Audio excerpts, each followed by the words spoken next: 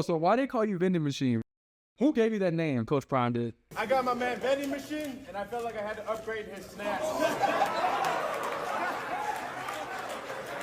What does spring ball mean for Walk-Ons? Pretty much, it's cut season, man.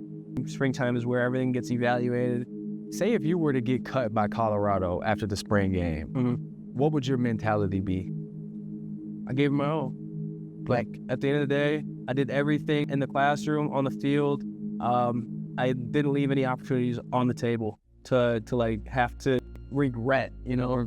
It definitely would be tough just because, you know, I love it here. I love the coaching staff. You know, I love my brothers. That's like the biggest thing. But at the same time, I wouldn't be too worried. You know, like I know God's gonna take care of me wherever it is. And I just gotta keep my head low like I always have. I think I have a lot of things going for me and not a lot of things against me. The story continues, bro. The story always continues. What's going on, guys? My name is Emmett Lynch, and welcome to the very first episode of Overlooked University. We're here on campus at Colorado Boulder, and what I do is I travel around to different universities across the nation and highlight really talented players who just don't get the same opportunities as everyone. What makes one overlooked? Being under-recruited as a high school athlete, being a talented player buried on a college depth chart, and just an athlete not getting the same exposure as the next athlete. I travel across the country to highlight these overlooked players and give them their chance to shine. We also highlight the overlooked issues that keep really talented players on the bench. Today's overlooked athlete, Aiden DeCorte. What up, my boy? My boy Aiden, man. So Aiden is a long snapper at Colorado Boulder. Bro, so where you from, bro? Jackson, Michigan. Jackson, Michigan. All right, bro. So what motivated you to walk on to Colorado? Really just the atmosphere, like Coach Prime and like everything that was going on here. It's a whole new version of college football. How did you get recruited? You know what I'm saying? If you didn't get a scholarship, how did you get on the radar? So I got a hold of Coach Rispris. He's now at Florida State. He was in the recruiting department. He got me a hold of Lode Holt, which is the O-line coach. It's kind of like chopped it up from there.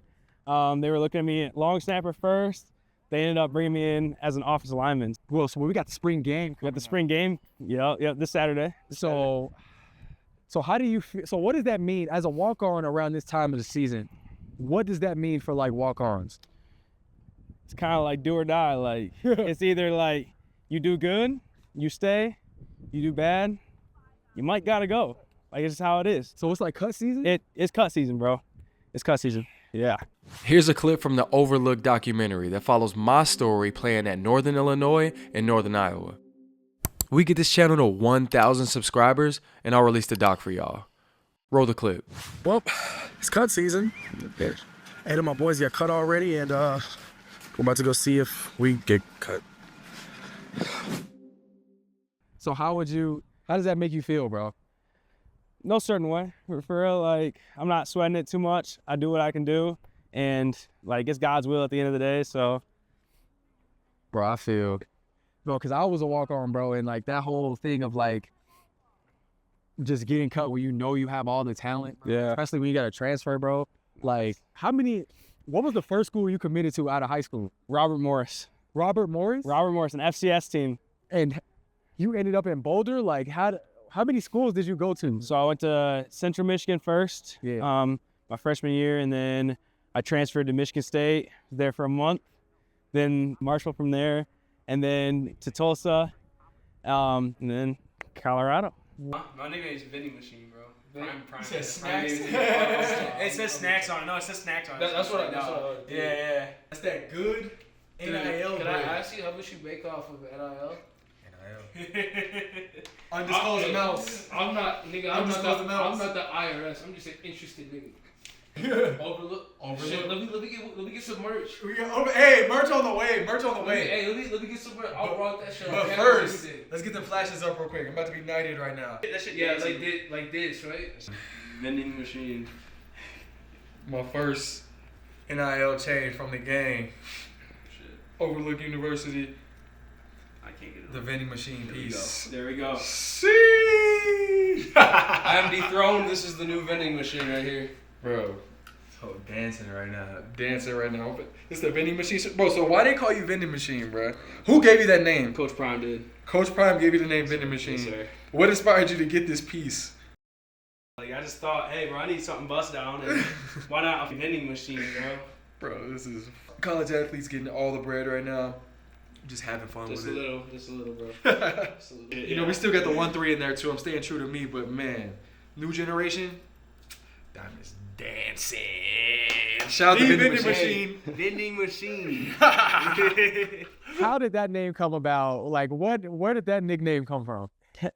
Yeah, it was like my first week of practice here. It was actually my first practice. And Coach Prime likes to do like competitions at the end of practice. And so it was my first day, and he was like he lined us all up. He was like, "Hey, where's vending machine?" And I was looking around. I was like, He just randomly said, like, "Who's vending machine?" Like, he must have seen me, bro, and was like, "That guy looks like a vending machine." Like, what was going through his head? I want to know. Like, I hope he sees this, because I want to know what was going through his head when he named me vending machine. But like, yeah, he was like, "Where's vending machine at?" And everyone was like, "Yeah, like where's vending machine?" And then everyone's like looking at me. He's like, "You guys look around and tell me who's vending machine." and they all look around, and he's pointing at me, and they're like, "Vending machine." Like, so then they all, and that was like at one of my heaviest weights I've ever been at. So like, I was a little out of shape, all caked up. Oh, whoa. That's crazy. Bro, never say that, bro. Big pause, bro. That's what Coach Prime said? Coach Prime said you was caked up? Nah, bro, I maybe ate too much cake before college. There we go. That's better. So I ended up winning the race, the competition, and like I think he like found like a respect for me like right away. You know, big guy just making it work. Yeah. And everyone started calling me like vending for short, and so it just kind of like they ran with it, bro. I ran with it. So like, you gotta make the most out of everything, and when Coach Prime gives you a nickname, you can't live it down. You gotta go with it. Is that the first chain that you've ever like bought? It is the first chain. I told myself before I got here, I told my dad, I was like, man, like all these guys, they got their like their nice cars, they got their crazy chains. Like if I ever get like that, man, just slap me. Like that's not me. And I got here, and they showed me like a new level of confidence. All these guys have these bust down, crazy chains. Where's mine, man? So I was like, you know what? I gotta get a hold of a jeweler. I gotta get something made.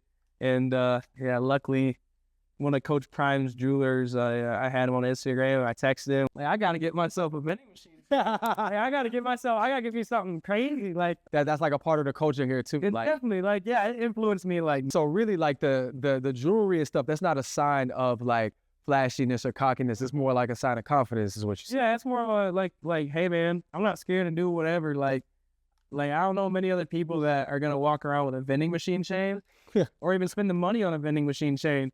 But yeah, it's just a whole new level of confidence that he instills in people, and it truly helps you on and off the field. So Colorado's a team full of stars, as we know, sir. Yeah. So how do you push forward with like being a lesser known name on the team? What keeps you motivated? Just the work ethic, man. Like working and seeing progress in everything I do with practice, weights. Like that's what keeps me motivated. Cause like it's not like walk-ons like 5 stars, bro. There's not that much different. Like at the end of the day, like if you can ball, you can ball, bro. Fact. That's just, I mean, ranks are ranks, and I'm not like saying that ranks don't matter, but at the same time, bro, some people are just overlooked. So, yeah.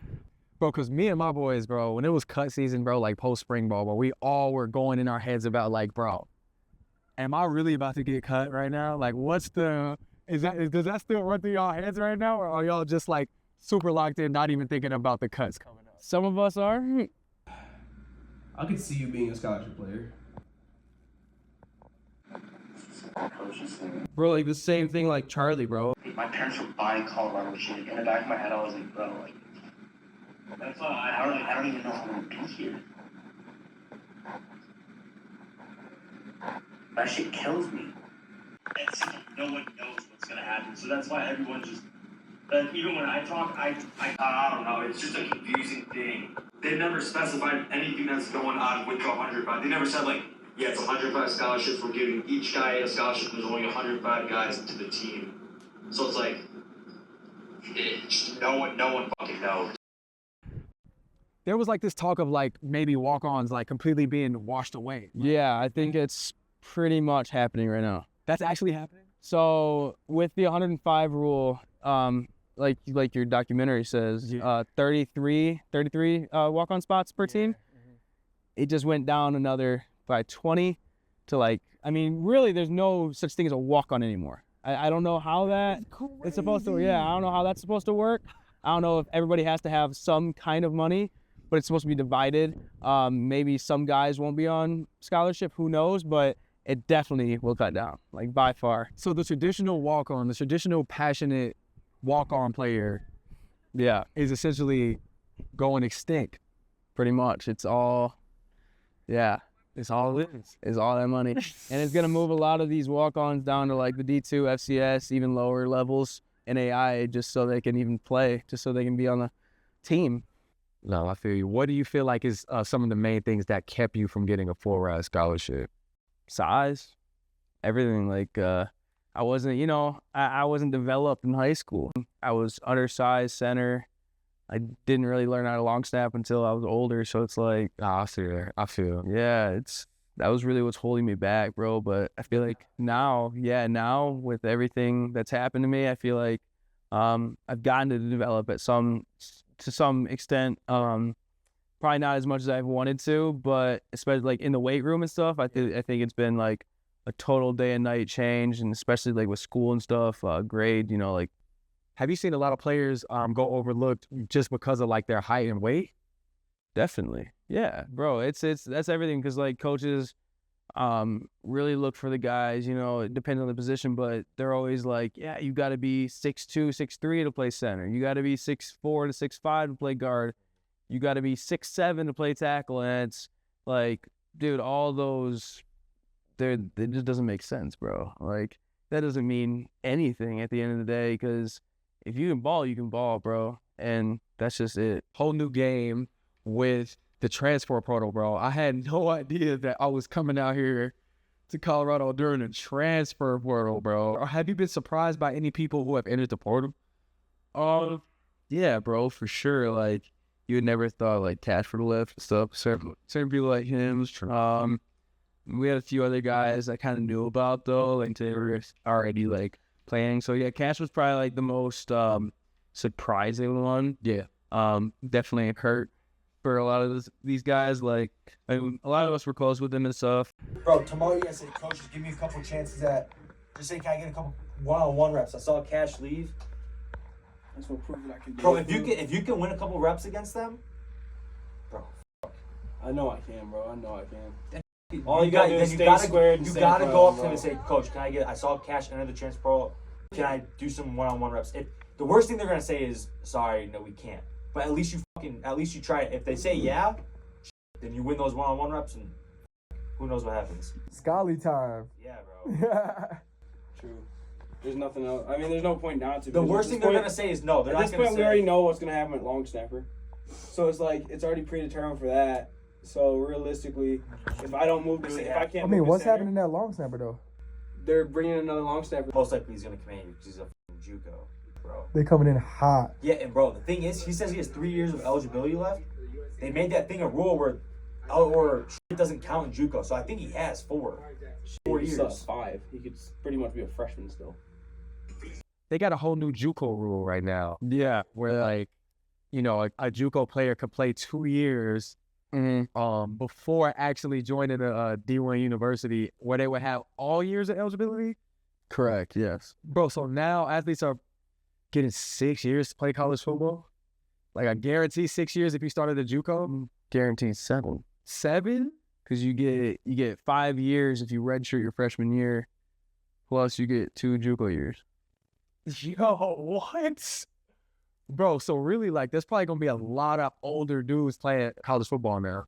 Yeah. I mean, guys are going to be playing until they're 25, like normal high school guys that go to JUCO and then go to college, yeah.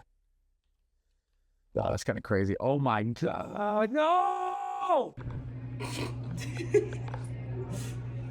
Alrighty, well. Bill Belichick. Bill Belichick, baby. Belichick? Yeah, that's Belichick right there. That's Bill Belichick's son. I'm proud of you.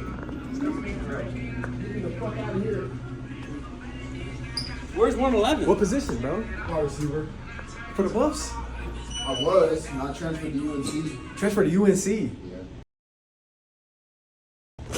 What inspired you to transfer?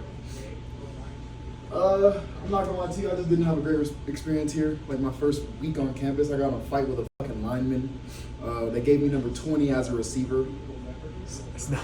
Yeah. That's not a good combination. You feel me? Like it's a bad start, and then as time went on, kind of saw the receiver coach had his favorites, and I wasn't really one of them. Facts. Would you say you went overlooked?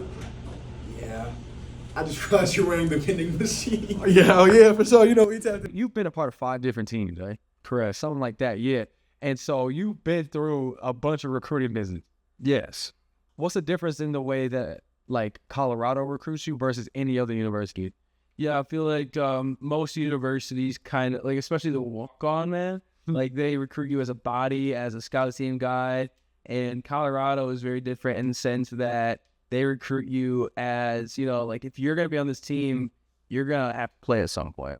You got to be good enough to get on the field, no matter if you're a walk-on or not. Would you say that there's more on the mind of a walk-on than there is a scholarship player? For sure, man. Like, it's one of those things where scholarship guys, especially here, they get to live this lavish lifestyle, most of these guys, and they get everything, you know, they work for it. But, again, like, they get everything they could possibly want out of this opportunity, and all they got to worry about is their school and football. But, like, some of these walk-ons, I mean, they have jobs, man. They got financials, and that plays a big part in, you know, being a walk-on and mental health. Yeah, for sure. Like, knowing that, like, you're putting your parents in a position, it's affecting your family, it's affecting, you know, their pockets. So, you know, you really want to work your tail off to get that scholarship, man. Bro, for sure. Even the scholarship kid, they got to go hard for their families as well. But the walk-on has to do it, like,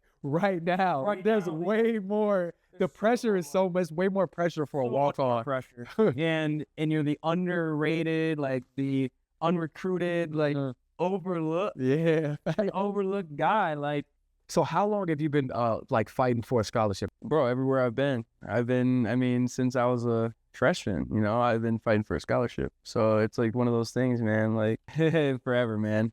If you could change one thing about how mental health is addressed in college athletics, what would you do?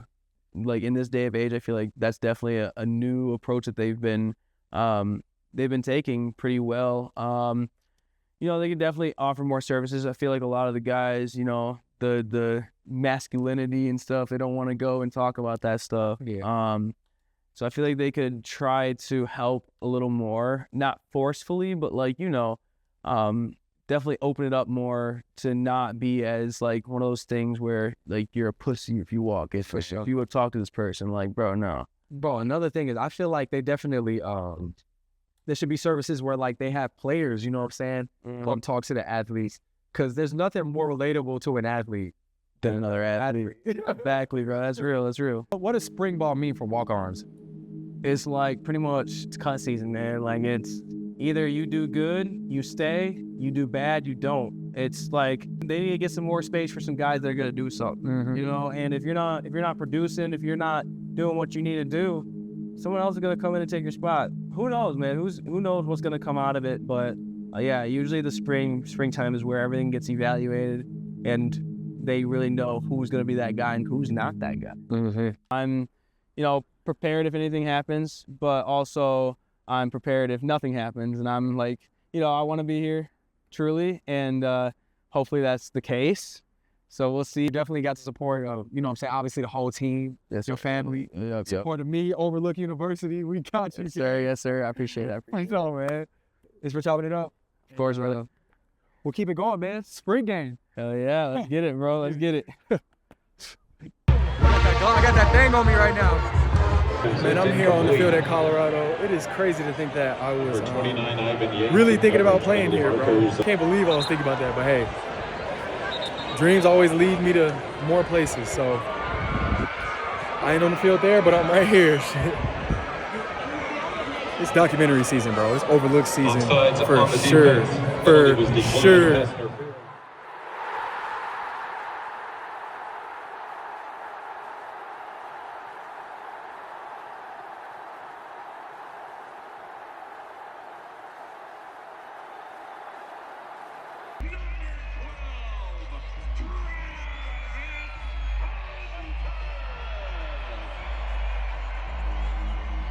How many years of eligibility you got left? 3 years left. You got 3 years of eligibility left. Yeah. So is your goal to get a full ride scholarship within these 3 years? Oh yeah. No, like every second, you know. Like that's the goal always. And then like you're here as a walk-on, but man, like that's always the goal, to get a scholarship somehow.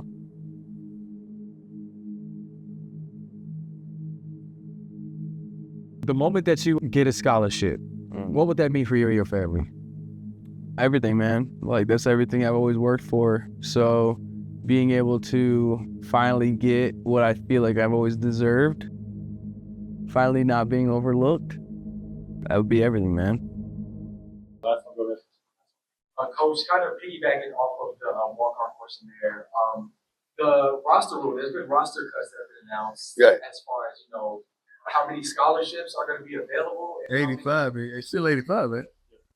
It's I think 105 roster spots. 105 roster yeah, we're good. I never hit the climax of our scholarships availability. I always save several because it ain't 85 kids that can flat out play. So you always got to be smart and you kind of save some just in case you get a windfall of a kid that decommit somewhere and want to commit to us, want to jump in the quarter and come to us. You got to always save some just in case. And also, I save some to reward those that deserve to be rewarded. Like what Prime's done for all these people, man, like he's going to have an everlasting effect on my life simply because of what he's done for me and like just the lessons he's like gave us, like everything that he's told us about his life, man, like what we've learned about him, and you know, he's helped us, man, and that's the biggest thing. All of us, man, he's elevated me to an entire different level in my life, man. Like with like my relationship with God, I feel like it's definitely gotten better even. Hey, I saw him on TikTok, bro. Saw him on TikTok live, bro, and he was playing NCAA. I started texting him, just messing around and shit, and then we ended up playing one day, just chopping it up, bro, and since then it's been up, bro. So like, we locked in a few months, yeah, so. Hey, to show my son the boy's story, bro. Brody got the pros, what, 6 foot, 280 something? Yeah, 6 foot 280s. Pick up the long snapper offer from University of Colorado. Oh wait, Broadway University. Overlooked University is worldwide, bro, so we making a stop here at Boulder, Colorado. This the boy, Emmett Lynch, got the brother, Vending Machine. My name is Aiden DeCorte, and I am overlooked.